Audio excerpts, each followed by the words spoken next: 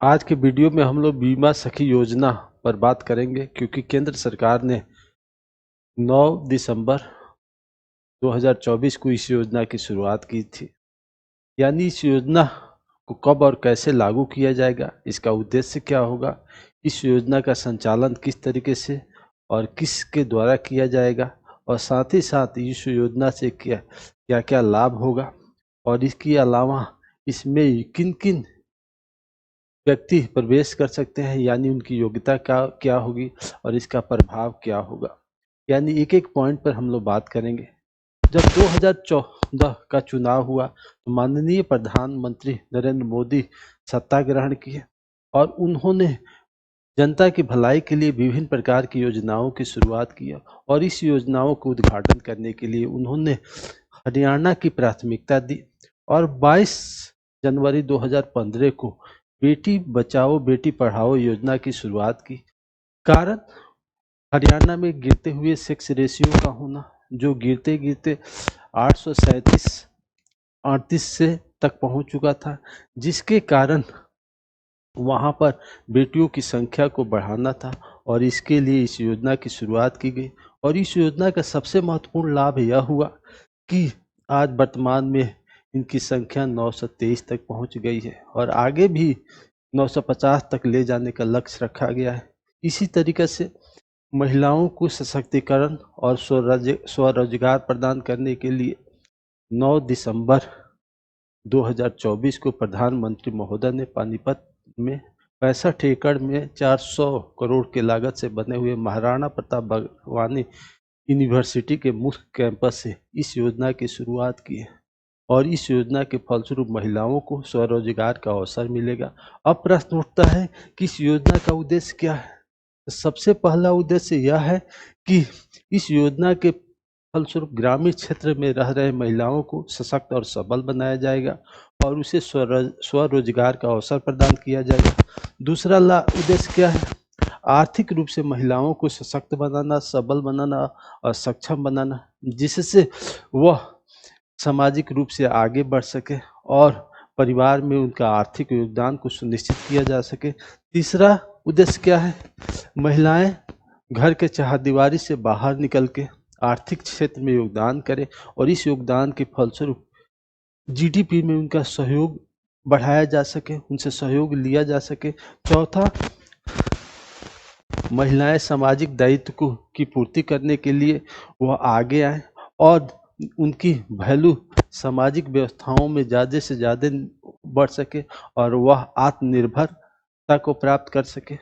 इन उद्देश्यों के अलावा अब प्रश्न उठता है कि इसके संचालन कैसे किया जाएगा। तो केंद्र सरकार के द्वारा प्रस्तावित इस योजना का संचालन LIC के माध्यम से किया जाएगा, यानी लाइफ इंश्योरेंस कॉर्पोरेशन के माध्यम से किया जाएगा और लाइफ इंश्योरेंस कॉर्पोरेशन इन्हें बीमा का प्रशिक्षण देगा और इसे बीमा सखी के रूप में नियुक्त किया जाएगा और यह बीमा के क्षेत्र में काम करेंगी।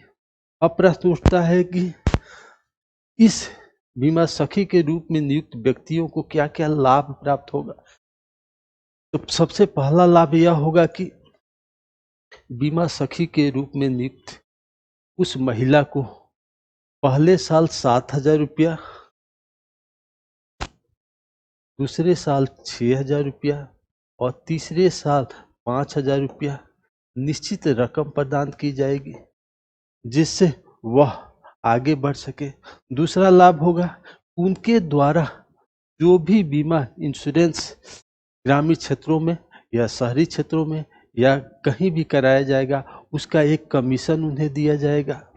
तीसरा लाभ होगा उस बीमा सखी को प्रत्येक वर्ष यानी 12 महीने 12 मंथ में उन्हें प्रत्येक मंथ एक प्रोत्साहन राशि दिया जाएगा जो 2100 रुपया होगा और इस योजना के तहत लगभग 35,000 महिलाओं को इसके अंतर्गत नियुक्त किया जाएगा और यह भी उद्देश्य रखा गया है कि प्रत्येक गांवों से एक महिला की नियुक्ति किया जा सके। अब प्रश्न उठता है कि इसके लिए क्या योग्यता होनी चाहिए। यानी इसके लिए सबसे पहली योग्यता होनी चाहिए कि महिला को, फीमेल को 10वीं पास होना चाहिए, यानी उससे हर हाल में 10वीं पास होना चाहिए, जिससे वह बीमा संबंधी किसी भी प्लानिंग को बेहतर तरीके से किसी को समझा सके, किसी से बात कर सके। दूसरा इसकी उम्र 18 से 50 वर्ष तक होनी चाहिए, यानी इसी बीच में व्यक्ति बीमा सखी के रूप में नियुक्त हो सकता है। तीसरा इसकी नियुक्ति के लिए जिस व्यक्ति का चयन किया जाएगा वह रूरल एरिया की प्राथमिकता रखी जाएगी। ऐसा नहीं है कि शहरी एरिया के लोगों को नियुक्त नहीं किया जाएगा, परंतु ग्रामीण एरिया के लोगों की प्राथमिकता को सुनिश्चित किया जाएगा और इस प्रकार से उन्हें बीमा सखी के रूप में नियुक्त किया जाएगा। अब प्रश्न उठता है कि इसका लाभ क्या होगा, इसका प्रभाव क्या होगा। सबसे पहला प्रभाव होगा कि LIC द्वारा इस योजना को संचालित किया जाएगा, जिसके कारण LIC अपना प्रसार ग्रामीण क्षेत्रों में बेहतर तरीके से कर सकता है और उसे हर घर में प्रवेश मिल जाएगा और इस प्रकार से LIC का विस्तार होगा। दूसरा प्रभाव क्या होगा, इस योजना के फलस्वरूप रूरल एरिया के लोगों को, यानी ग्रामीण क्षेत्र के लोगों को इंश्योरेंस के विषय में बेहतर जानकारी प्राप्त होगी और वह इंश्योरेंस के महत्व को समझेंगे और इस महत्व को समझते हुए अपने फ्यूचर को सुरक्षित रखने के लिए वह जरूर इस पॉलिसी को एडॉप्ट करने की कोशिश करेंगे।